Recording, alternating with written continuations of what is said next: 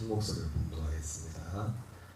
우리 주 예수 그리스도로 말미암아 하나님께 감사리로다. 그런즉 내 자신이 마음으로는 하나님의 법을, 육신으로는 주의 법을 섬기노라. 오늘은 로마서 7장 25절 본문의 말씀 중심으로 바울의 감사를 이해할 수 있나요? 바울의 감사를 이해할 수 있나요? 라는 제목으로 말씀을 하겠습니다. 오늘 7장 25절을 보면은 한 절을 놓고 보면은 뭔가 말이 안 맞는 것 같습니다.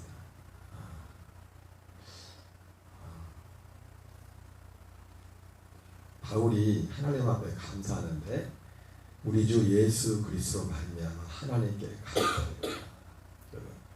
우리가 하나님을 향한 최고의 마지막 결국 최고의 감사는 주 예수 그리스도로 말미암은 감사입니다. 모든 것은 예수 그리스도를 빼고서는요 아무것도 없습니다. 별 희한한 게 다 일어나도 예수 그리스도 요한 5장 36절에 나온 것처럼 가장 큰 것, 세상에 굉장한 것이 있을지라도 예수님이 아버지께서 나를 보내신 가장 큰 증거는 내가 하는 나의 증거, 내가 세례 요한보다도 내게는 더 큰 증거를 가지고 있다. 예수님 그 증거는 예수님께서 아버지께서 예수님에게 완성하라고 맡기신 그 일, 바로 지금 내가 있는 그 일이 아버지께서 나와 함께하고 있음을 증거하고 있다. 그렇게 말씀하셨습니다. 그래서 그리스도를 알지 못하고는 예수님을 알지 못하고는요 말이 안 되는 거예요. 다 별 희한한 게 다 일어나도 그분만이 하나님의 지혜고 예수 그리스도만이 하나님의 능력인 줄 믿습니다. 오늘 예수 그리스도로 말미암아 하나님께 감사하리로다. 그래서 우리 교회에 나오는 모든 교인들이 다 어떻게 됐냐? 바울이 말씀하셨잖아요. 다 바울과 같이 돼야 돼요. 감사의 이유가 이 바울과 같은 그 이유. 그것이 우리의 목적은 그거 하나입니다. 그거 하나. 근데 이 25절 보면은 말이 뭐가 안 맞아. 이해가 안 돼요. 하나님께 예수 그리스도로 말미암아 하나님께 감사리로다 하면서 그런즉 내 자신이 마음으로는 하나님의 법을, 육신으로는 죄의 법을 섬기노라. 이렇게 말하고 있어요. 지금 이게 왜 말이 안 되냐면 그냥 언뜻 보기에는 말이 안 되는 거. 말이 안 되는 게 아니라 말이 되는 말씀입니다. 말이 되는 말씀인데 이 말씀의 의미가 무엇인지 모르는 이해하지 못하는 분들은 이게 말이 문장상으로 이 의미상으로 그냥 이 국어상으로 보면 의미가 이게 말이 안 되는 말이에요. 왜냐하면 사도 바울이 감사하는데 자신이 마음으로는 하나님의 법을, 육신으로는 죄의 법을 섬기고 있다 이렇게 말하고 있어요. 그런데 예수 그리스도로 말미암아 하나님께 감사리로다 이렇게 말하고 있단 말이에요. 그도 그럴 것이 이 지금 자기 자신의 실존을 말하거든요. 내 자신이 마음으로는 하나님의 법을, 육신으로는 죄의 법을 섬기고 있다. 여기 섬긴다고 되어 있지만은 이게 좋은 표현이 아닙니다. 내가 영어에 보니까 마음으로는 하나님의 법, 하나님의 법의 종이고 육신으로는 죄의 법의 종으로 있다. 종으로 이렇게 섬기고 있다 이렇게 말했어요. 그런데 그러면 지금 그런데 하나님 앞에 감사한다 이렇게 말했어요. 그도 그럴 것이요. 그럼 지금 이 감사하리로다 하면서 뒤에 나온 이 부분이 앞에 21절부터 사도 바울이 했던 내용이에요. 사도 바울이 사실은 24절에 오라 나는 곤고한 사람이로다. 이 사망의 몸에서 누가 나를 건져내랴 이렇게 탄식하거든요. 이 탄식하는 사도 바울이 왜 탄식했어요? 사실 25절 나오는 이 뒷부분 때문에 뒷부분의 실존 때문에 탄식한 거거든요. 마음으로는 하나님의 법을 즐거워하되 21절부터 내가 그 내용이지 않습니까? 그러므로 내가 한 법을 깨달았노니 곧 선을 행하기 원하는 나에게 악이 함께 있는 것이로다. 선을 행하기 원하는 나에게 악이 함께 있다는 것은 이 25절을 같은 의미예요. 마음으로는 하나님의 법을 하나님을 섬기되 몸으로 육신으로는 죄의 법을 섬기고 있다. 그 말이나 지금 선을 행하기 원하는 나에게 악이 함께 있다. 이 말이나 같은 말입니다. 바울이 그거를 발견했단 말이에요. 그것도 어떻게 발견했어요? 율법과 결혼한 거예요. 여러분, 오늘날 그 고동준 목사님은 사람이 친히 의롭다움을 받는 데 있어서 성령이 빠졌다 했죠. 그죠? 성령이. 근데 오늘날 정말 중요한 게 빠졌어요. 여러분, 또 성경이 말하는, 여러분, 아브라함의 자손이 의롭다움을 받는 겁니다. 아브라함의 믿음을 가진 사람이. 제가 누가 아브라함의 자손입니까라는 주제를 가지고도 여러 번 설교를 했었는데, 어떤 분들한테 전혀 이게 안 들을 겁니다. 귀 안 들을 수도 있어요. 근데 그게 진리입니다. 아브라함의 자손만 하나님이 구원하셔요. 모든 죄인을 구하는데 아브라함의 자손만 구원한다는 것은 혈통적으로 가면 아브라함과 같은 믿음을 가진 사람들을 구원하신다고 했죠. 자기 백성을 구원하신댔잖아요. 근데 누가 아브라함의 자손이라고 했어요? 성경은 분명히 말했잖아요. 회개에 합당한 열매가 있는 자가 아브라함의 자손이랬어요. 회개에 합당한 열매가. 회개에 합당한 열매 있는 거 뭐예요? 오늘 어제 성경 단어가 좀 표현이 다른 거죠. 같은 걸 말하는 거예요. 율법과 결혼한 사람. 세례요한이 와서 회개를, 그 세례요한도 뭡니까? 하나님의 말씀을 따라 회개를 선포했잖아요. 회개에서. 그래서 사람들이, 세례요한이 자기 앞에 나오는 사람들이 향해서 뭐라고 합니까? 너희들 속으로 아브라함의 자손이라고 하지 마. 아브라함. 회개에 합당한 열매를 맺고 속으로 아브라함의 자손이라고 하지 말아라. 만약에 회개 없이도 아브라함의 자손이라고 한다면 이 돌들도 아브라함의 자손을 만들 수가 있어. 그 고동준 목사님은 칭의를 말하면서, 유기성 목사님도 같은 말씀을 하시죠. 사실 로마서에 보면 성령, 칭의에 있어서 성령에 빠졌다 그러는데 이게 맞습니다. 근데 사실은 이 율법과 결혼하게 하는 것도, 회개케 하는 것도 성령님이 역사합니다. 어제까지 죄라고 생각하지 않은 것을 오늘 죄로 여기게 하는 것. 그 성령님이 역사라고요. 성령님이 역사. 죄를 죄로 여기지 않은데. 율법이 오기 전에는 죄를 죄로 여기지 않았어요. 그래서 어제 말씀처럼 사도 바울이 자기 간증이죠. 자기 간증.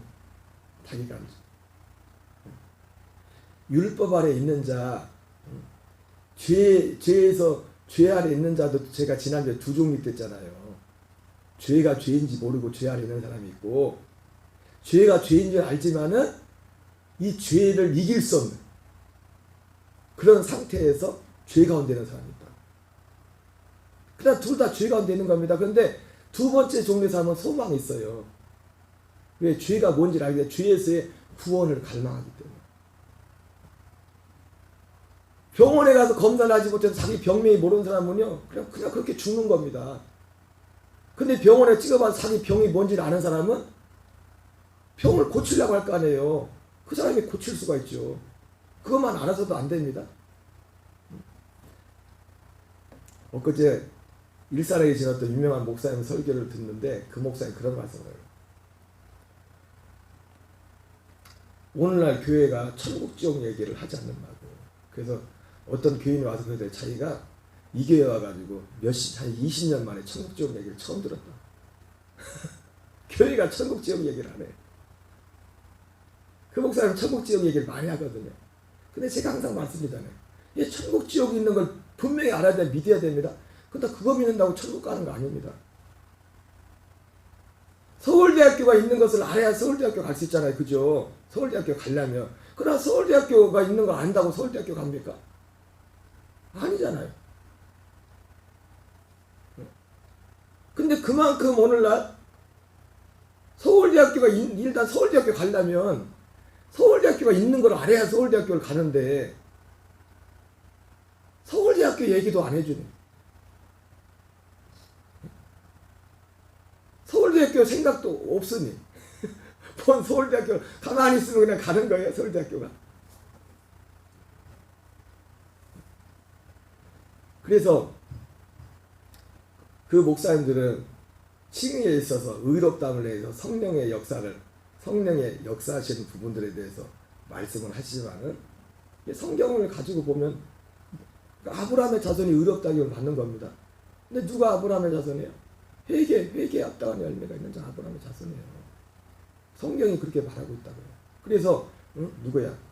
삭개오가 예수님 돌무화과라 말에서 내려와서 예수님을 영접해서 예수님 영접하자마자 사도 그 삭개오가 고백하지 않습니까? 예수님, 내가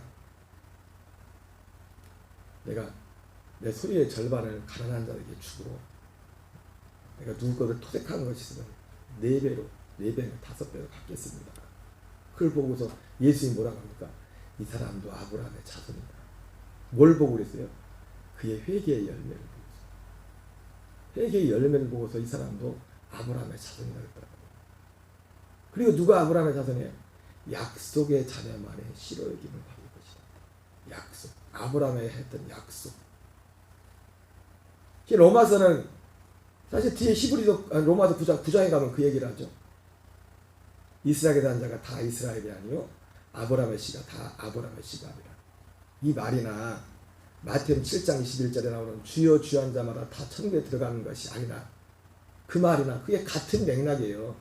하늘에 계신 아버지의 뜻대로 행한 자가 들어가고 하늘에 계신 아버지의 뜻대로 살라는 그 뜻이 어디에 있습니까? 아브라함에게 전한 그 보고 그 약속이 하나님의 뜻이라고. 그 약속이 뭡니까? 예, 갈라디아서 치면 쉽게 말하면 갈라디아 2장 20절을 사는 그게 약속이에요. 내가 그리스도 예수와 함께 십자가에 못 박혀 죽었나. 그런즉 이제는 내가 사는 것이 아니요 오직 내 안에 그리스도께서 사는 것이요. 이것만이 믿음이에요. 이렇게 사는 것만이 믿음이라고 하나님 겁니다. 내가 사는 것이 아니라 오직 내 안에 계신 그리스도로 사는 것이다. 여러분 이 이치를 이 도리를 깨닫는 것도 진짜 기적이지만은 이 안에 사는 것도 이 믿음으로 사는 것도 그냥 가만히 있어서 사라지는 게 아니에요. 교훈의 본을 마음으로 순종하여. 교훈의 본을 마음으로 순종하여. 오늘 이 25절에 사실 사도 바울이 여기 보면은 우리 주 예수 그리스도로 말미암아 하나님께 감사리로다.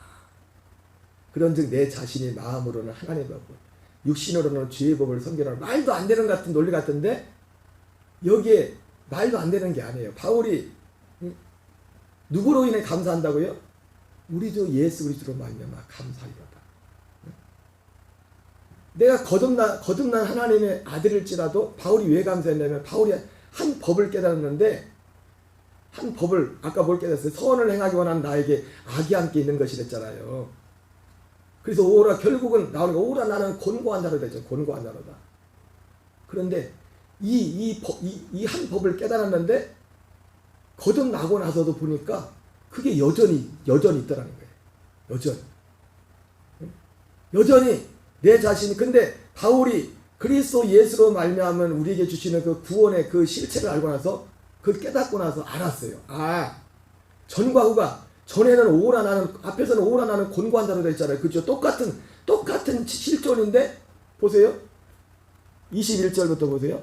그러므로 내가 한 법을 깨달았노니 곧 선을 행하기 원하는 나에게 악이 함께 있는 것이로다. 여러분 선을 행하는 게 뭔 선입니까? 선한 건 하나님밖에 없습니다. 하나님 말씀대로 살고 싶은 소원이 선이에요. 그냥 나 혼자 그냥 제가 그냥 어제도 그런 말씀드렸지만요. 회개 예수님을 가장 큰 죄의 첫 하나님을 믿지 않는 게 가장 큰 죄예요. 아무리 착하고 선하고 주인을 세상 말로 애비 없이 태어난 자식이 어디 있습니까? 근데 나는 애비가 없다고 애비를 인정하지 않아요. 아버지를 인정하지 않아요. 하나님이 계신데 하나님 인정하지 않고 아무리 자기 사람들 착하게 하고 소용없어요. 하나님이 심판 주신대. 제가 요즘 참 안타까운 게 오늘 그 얘기도 했지만 천국 지옥이 있는 걸 알아도 천국 가는 게 아닌데 그것만 가지고도 천국 지옥 얘기를 20년 만에 들었다니까 다른 교회에서는 안 해. 천국 지옥 얘기도 당연히 천국 가는 줄. 교회 나오면 당연히 천국 가는 줄.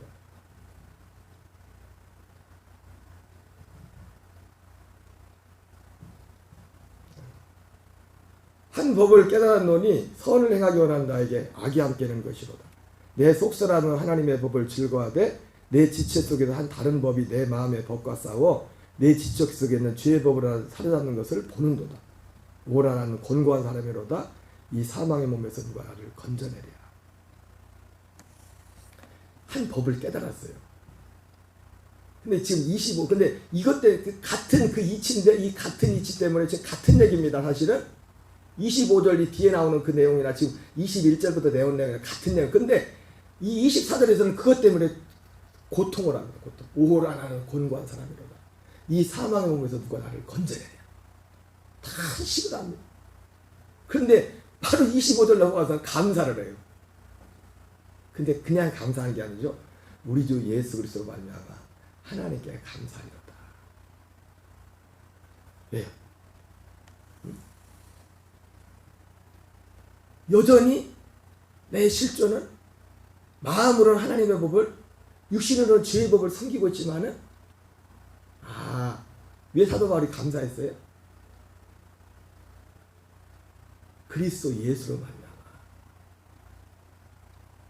우리에게 전하여진 교훈의 본을 로마서 6장에서 말하는 마음으로 순종하여 죄에게서 해방되어 하나님께 종이 되었다.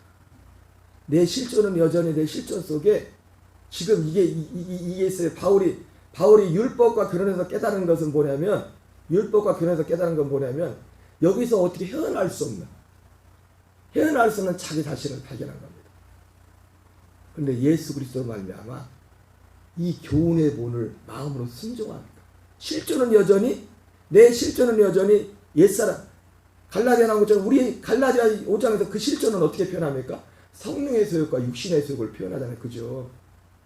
근데 그리스도로 말하는 이 복음을 모르면요 100번 싸워서 100번 집니다. 성령의 소욕에 순종할 수가 없어요. 그래서 로마서 8장에서 뭡니까? 우리 육에 있는 자들은 하나님을 기쁘시, 하나님과 원수가 되고 하나님의 법에 순종할 수 없다. 100%. 그러면서 생각으로는, 생각이 마음을 이긴 이유가 없어요. 하지 말아야지 하면서 거기로 가고 있어. 거기로 가고 있어. 거기로 마음이, 특히 생각에 있어서. 근데 바울이 그 율법과 결혼해서 그 결혼 생활을 하면서 그 한 법을 깨달았고, 그리고 어디까지 깨달았어요? 그게 가만히 봤더니, 왜 그런가 봤더니 내 속에 죄가 있네. 죄라는 실존까지 발견했어요. 죄라는 실체가, 죄라는 파워, the power of sin, 죄의 어떤 세력, 그것이 내 안에 실제하고 있다는 거예요. 어마어마한 세력. 이거는 성령이 아니고서는 이 안에서 우리를 자유케 할 수 없어요. 그런데 여기 달라면 어떻게, 이걸 봐야 돼요. 보지 못한 사람은요 여기서 못 나와요. 아니 병원 가서 내가 병 검사해가지고 병이 있는 거라야 병에서 고침을 받죠. 그래서 종교개혁자들이나 마틴 루터나 요한 웨슬리 목사는 이걸 분명히 얘기했다고요. 하나님의 은혜에 있어서 그걸 율법적이고, 마틴 루터는 율법적인 해결하고 있고, 요한 웨슬리 목사는 확신시키는, 죄를 확신시키는, 내가 죄인이라, 내 안에 있던 죄가 있다, 그걸 확신시키는.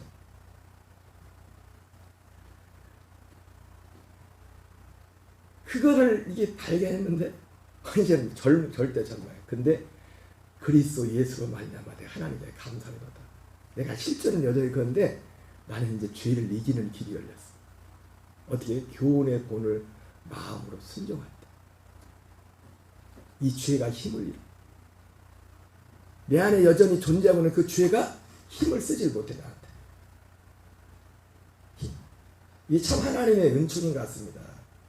우리가 거듭난 자도 생명력 있는 신앙생활을 할 수 있는 것이 하나님이 우리 속에 여전히 죄를 남겨놨어요. 이스라엘 백성들이 가나안 땅에 들어갔을 때 하나님이 그 적들을 다 물리치지 않고 남겨놨거든요. 적들을. 네? 왜? 엉뚱한 생각하면 정신 차리게 하려고. 엉뚱한 마음을 가지면 정신 차리게 하려고. 화르차 실컷 할 때 모르겠어요. 옛날에 목사님들 그냥 만드는 예화인지 모르겠는데, 물고기를 여기 녹동에서 서울까지 싣고 할 때 시들시들하지 않게 해달라고 어떻게 해요? 거기다가 이제 물고기 잡아먹는 물고기 천적을 집어넣어가지고 뭐 그게 뭐 거기 있는 걸 다 잡아먹겠습니까? 가는 동안에 안 그러면 4시간 동안 5시간 서울 가면서 물고기들도 막 멀리하고 난리 칠 텐데 그게 문제가 지금 잡혀 죽게 되는 게 날 잡아먹을 게 생기는데 지금 잠이 와요 잠이 고기가? 그러니까 막 멀미고 뭐고 뭐 그거 상관없어 지금 살아야 되니까 그중에 뭐 재수 없어도 한 마리 뭐 잡혀 먹을 수 있겠지만 나머지들은 서울 갈 때까지 싱싱하게 하나님이 우리 안 이스라엘 백성들을 지금 바울이 사실은 하나님께 감사하리로다 이렇게 말한 것은 어떤 경험적인 실존은 바뀐 게 없어. 실제 바뀌었음에도 불구하고 실제 죄에 대해 죽은 자여 우리는 의에 대해 산 자가 된 거거든요. 거듭난 자들은. 근데 우리로 느끼는 이 속에는 여러분 거듭난 자의 특징은 뭡니까? 그 사람이 거듭난 걸 보면 다시 말했죠. 여러분 하나님 사랑을 그 사람의 속에 하나님을 사랑하는 것이 이웃 사랑은 그 다음입니다. 하나님을 정말 사랑하는 사람은요 이웃 사랑하지 말라고 사랑하게 돼 있어요. 하나님을 진짜 사랑하는 사람은 하나님을 사랑하는 애예요. 하나님 나라는 하나님 사랑하는 자들이 가는 곳이에요. 하나님 사랑하는 자들이 가는 곳이라고요. 다른 설명이 필요 없어요. 뭐 별거 딱 하지만 그걸 물어보면 내가 믿음 안에서 내 가슴에 손을 얹고 내가 믿음만 얘기는 많이 하지만 하나님을 믿는다는 것은 하나님을 사랑한다는 겁니다.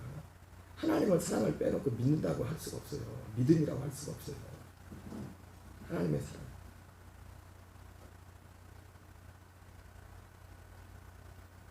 근데 여기서는 25절에서는 감사돼. 예. 바울이 첫 번째 깨달은 법은 뭐예요? 율법과 결혼할 깨달은 법은 뭐예요? 선을 행하기 원하는 나에게 죄가 함께 있는 걸 그걸 깨달은 거예요. 분명히 나는 선을 행하고 싶어. 그런데 선을 행하지 못해. 특별히 이거는 어떤 외적인 뭐 큰 악을 행해서만 하는 게 아닙니다. 내적인. 죄는 어디서 보냐면 우리 속에서 죄를 보는 거예요. 내적인. 그래서 사람들은 마음으로 죄를 짓는 걸 대수롭지 않게 생각해요. 죄는 사실은 마음으로 죄를 짓는 겁니다. 마음에서 죄가 사라져요. 마음에서. 근데 죄가 사라지가 하지 말아야지 할수록 죄는 또 힘을 얻기 시작한대.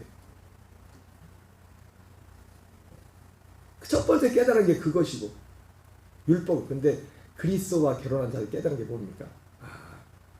첫 번째 그 깨달은 가운데서. 근데도 그러면 포기합니까? 그래, 어쩔 수 없어. 이렇게 살아야지. 뭐. 죄 지으면서 그냥 마음에 그냥 살아야지. 그렇게 돼. 괴로운 겁니다. 괴로워. 그러다가 진짜 중요한 법을 깨달았어요. 지금 앞에서 나온 그 깨달은 법은 죄와 사망의 법이에요. 그게 그러니까 사도 바울이 지금 이 율법과 결혼해서 만나면 결국 법이 뭡니까?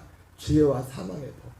율법이 죄와 사망의, 율법은 나쁜 게 아닌데 그게 죄와 사망의 법이 되어버렸어. 이게 두 번째. 근데 그리스도 안에서 한 법을 깨닫죠. 생명의 성령의 법을 깨달아요. 내 실존은 이렇지만은 죄를 이길 수 있는, 죄가 내 안에 사라지는 길이 열렸다. 죄가 사라지는. 어떻게 해요? 사도 바울이 전해준 교훈의 본을 마음으로 순종할 때. 그 교훈의 본이 뭐였어요? 그리스도와 함께 내가 죽었다. 이런 내 안에 있는 그 죄가 제 악이 내가 그리스도와 함께 죽었다. 그리고 그 약속하신 그 성령, 하나님의 아들 그리스도가 우리의 의가 되신 그분이 내 안에 오셨다. 이것을 믿음으로 순종함으로. 그래서 중요한 게 뭐예요? 회개가 중요한 거예요. 회개를 보면 마음의 돌이킴이거든요. 제가 항상 말해요. 마음이 원하지 않으면 하나님이 할 수가 없어요, 우리 안에. 죄가 좋다고 계속 그러고 있는데, 죄가 좋은 사람이 죄 때문에 괴로워하겠어요? 죄가 죄인지도 모르고. 근데 그러나 마음만 가지고도 안 돼요. 그게 로마서 지금 7장 21절부터 24절까지라고요. 마음 있는데 왜 그 죄의 법을 이길 수가 없어요. 근데 예수 그리스도로 말미암아 그분의 죽으심과 부활을 통하여 그러니까 이런 사람들에게 이 예수 그리스도가 진짜 복음이 되는 거예요. 마음으로 순종하는 거예요. 이 복음의 진리가 여전히 나는 여기 나온 것처럼 마음으로는 하나님의 법을 육신으로는 죄의 법을 숨기거나 내가 실존 있는 것 같지만 내가 지금 느낌이 근데 진리는 나는 죄에 대해 죽은 자야. 나는 의에 대해 산 자야. 여러분 거듭난 자의 실존 진짜 거듭난 자의 실존이 이겁니다. 이 자리에 있는 거예요. 진짜로. 이게 거듭난 사람의 실제라고요. 죄에 대해 죽은 자고 의에 대해 산 자야. 그럼에도 불구하고 여전히 내가 내 안에 근데 내 안에 자꾸 죄가 막 떠오는데요. 내 속에 여전히 옛날 같은 그런 것들도 오는데요. 근데 그게 실제가 아니란 말이에요. 바울이 두 번째 깨닫는 법이 그거란 말이에요. 그리스도 예수 안에서 뭐 율법과 결혼해서는 절대 절망이지만은 여러분 절망해야 그리스도를 만납니다. 이 아픈 걸 알아야 의사가 귀하게 보일 거 아니에요. 의사한테 갈 거 아니에요. 바지가락으로 매달리고 응? 그 부자들도 그렇게 돈 많은 사람들도 죽으면 큰 병 걸려가지고 의사 앞에 가가지고 의사 선생님 내 병만 고쳐주면은 내 자산의 3분의 1 절반을 주겠습니다. 바지가랑이를 그 돈 많은 사람이 의사한테 건강하자 병 없으면 거기 가서 바지가랑이 붙잡고 있을 일이 뭐가 있어요? 뭐가 있어? 그러니까 이런 거를 모르면 이 말씀을 이해를 못해요. 똑같은 얘기하면서 24절에서는 절망되고 오라 나는 권고한 자로다. 같은 상황을 가지고 24절에서는 오라 나는 권고한 자로다 이렇게 말하고 누가 사망이나 몸에서 건전해 이러고 있고 같은 상황인데 25절에서는 감사하자 하나님께 같은 상황인데 이게 무슨 말씀인지 이해가 되십니까? 이해가 돼요? 이게 이 복음 진리가 그냥 온다고 믿으라고 해서 오는 게 아니에요. 율법과 결혼하는 과정이 있어야 돼요. 그래야 이 사람에게 복음과 결혼. 이게 다 사도들은 초대교회 사도들이 이 복음을 전했고 응? 요한 웨슬리 목사님도 이 복음을 전했고 마틴 루터도 이 복음을 전했다고요. 요한 웨슬리 목사님이 그 설교집에서 그랬어요. 처음에 사도들이 이 복음을 전하니까 마귀들이 가만히 있질 않아요. 요한 웨슬리 목사님도 이 복음을 전하니까 가만히 있질 않아요. 저 이단이다. 쫓겨났잖아요. 너 설교하지 말라고. 밖에 나가라.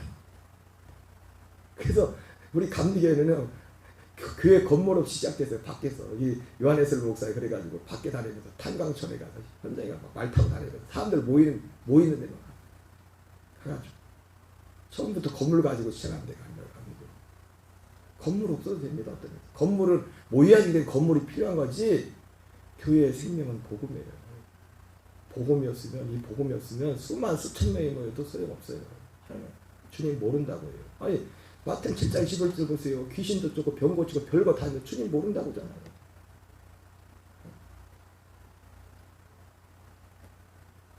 제가 어제도 말씀 마쳤어요. 죄송합니다. 오늘 새벽에 괜히 통문을 해그랬는데 우리가 하나님 앞에 정말 두렵고 떨림으로 가야 돼요. 두렵고 떨림으로. 바울도 두렵고 떨림으로 하나님 앞에 갔다는 거예요. 오직 이런 힘으로도 능으로도 되지 않습니다. 그래서 사도 바울도 항상 떨었다고 했어요.